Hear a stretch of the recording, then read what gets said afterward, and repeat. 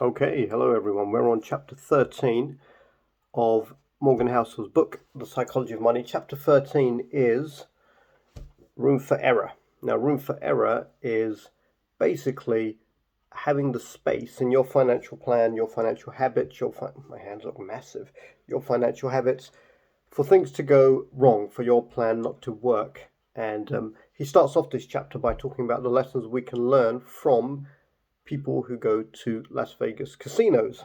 And it's a very important lesson. Not most people who go to casinos. Most people who go to casinos lose money.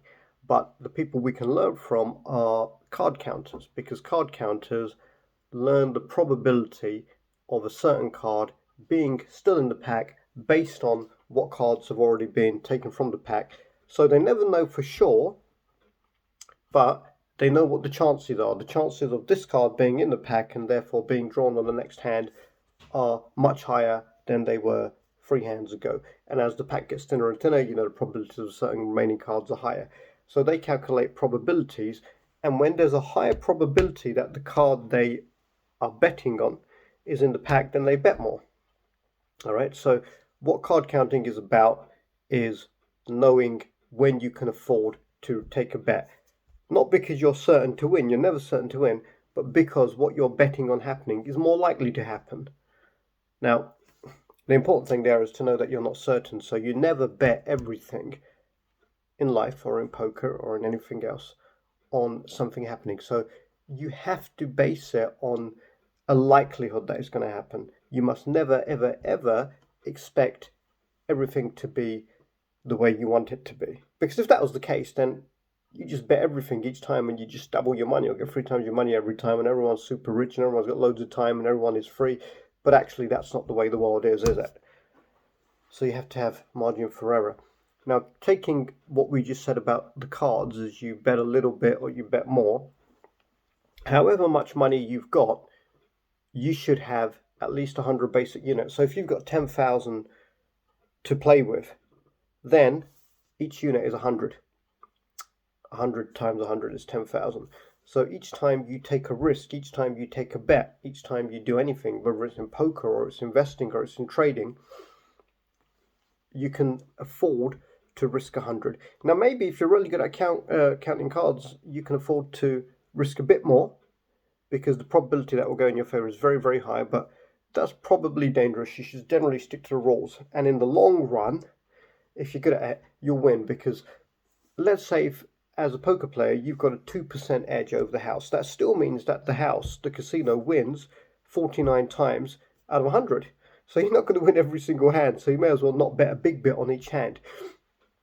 But over time, that 2% edge will turn into an absolute fortune. Absolute fortune. So that's what room for error is about. Now, we're talking about it in the context of playing poker and in the context of investing or betting or whatever. But generally in life, how do you build up your margin for error based on the knowledge that things aren't always going to go the way you expect them to go? Remember the previous chapter where it started with things that have never happened before happen all the time? Yeah. So you can't use history as a solid guide to the future. You've got to make sure that if things do go wrong, which they will, you've got to make sure that you've still got something left in the bank. You've still got some, bullets in the gun. And if you haven't, then you end up like Lehman Brothers. Lehman Brothers in 2009 weren't around to take advantage of cheap debt because they were wiped out. They bet too much. They were wiped out in 2008. People who lost their homes in 2009 as a result of that collapse weren't around to take advantage. Well, they were around, but they didn't have the money to take advantage of cheap debt in 2010, cheaper mortgages.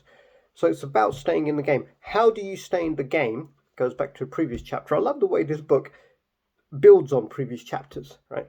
How do you stay in the game? By saving money. And you don't have to save for a specific reason. Just save money. Because when we talk about specific reasons, most people are thinking about a holiday or a car or a home improvement or something like that. Something tangible, something they can see. But the smarter thing to do is save money for the things you can't see, the things that have never happened before, that happen all the time. So everyone's relying on getting paid every month or getting paid every 2 months. What if your business goes under? What if your job disappears? What if the industry you're in disappears? That's not going to happen. And suddenly, if you haven't been saving some of what you had, you're screwed. Now, some people actually can't afford to save, very few of them. We can all cut back on our spending. Um, my, I wonder if you can get into the mindset. Can you get into the mindset, because this is the psychology of money, right? Where actually not spending money feels better than spending money. And without the carrot, the apple being, waved in front of me. If I don't spend this money, then in 6 months I can do that. No, it's not about, there's no end. You just save the money, you just pile it up, make that feel good. Let's say if you are one of the less people, and there's lesser and lesser, fewer and fewer of them, people who actually have money left at the end of the month, because the economy's fucked in the UK. There are some people making more money than ever, and most people are suffering badly. Combination of stupid decisions like leaving the EU and coronavirus, obviously, and very, very, very bad governance. Corrupt governance. It's what is it? Kleptocracy. They're just making themselves rich, making their friends rich, screw everybody else. Punching downwards, not leveling up. That's the phrase I used to hear. But we're coming off of the book now and going into something else. So back to the book now.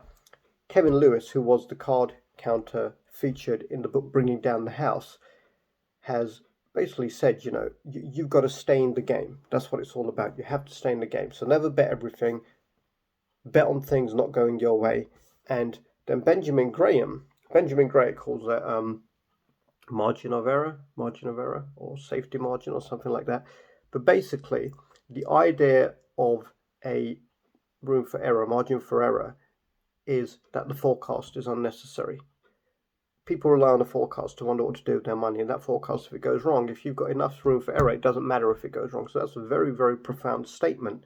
You've got enough left over so that if I'm wrong again, well, I'm still in the game, so eventually I'll be right. All right. There are certain ways to actually trade your money so that when the probabilities are good, you can put more on it, but that's another topic as well. But I love this book because it's sensible. There was the bit in the chapters earlier where somebody said physics would be so much harder if atoms had feelings. Well, humans have feelings, and humans drive markets, and things change all the time, and history's not, and historians are not prophets. I think that's from a previous chapter as well. So the whole point of this chapter is really looking at the fact that you need to have money left over. If you started putting away £10 a month, right, it seems like nothing, but it's better than putting away nothing a month, because at least at the end of the year you've got 120. That's nothing, but you've got the habit now. You've got the habit. So when you make more, you can start putting away more and more and more. It's something I think we really all should do, and the people who do it, the people with more things and less money are a hell of a lot happier, not just because they've got, the people with more money and less things are a lot happier. Possessions don't make you happy. Peace of mind makes you happy, and being able to do what you want, when you want, with whom you want, and not having to just hand over all your hours just so you can get by. That's a shitty life. That really is.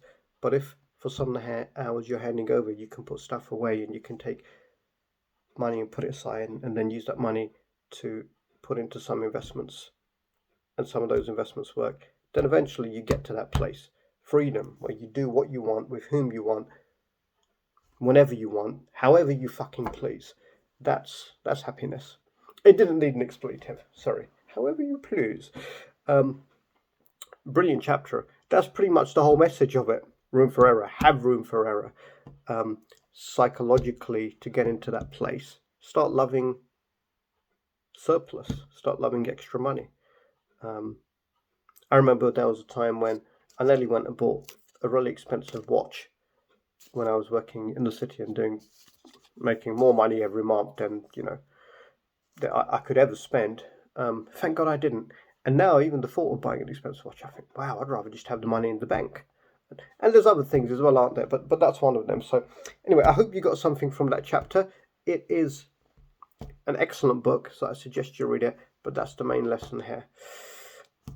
Save for nothing. Don't save for a particular thing. Just save for nothing, and never risk everything at once, because otherwise you get wiped out, and then you can't take advantage of anything.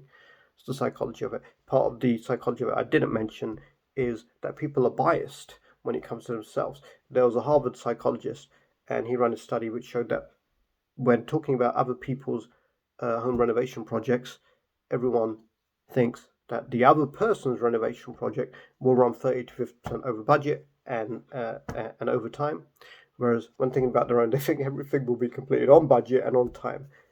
It's a bias, it's an inaccuracy. Yours will be over budget and over time as well, because that's just the way it is. So you've got to have the margin for error. All right. Okay. Next chapter coming soon.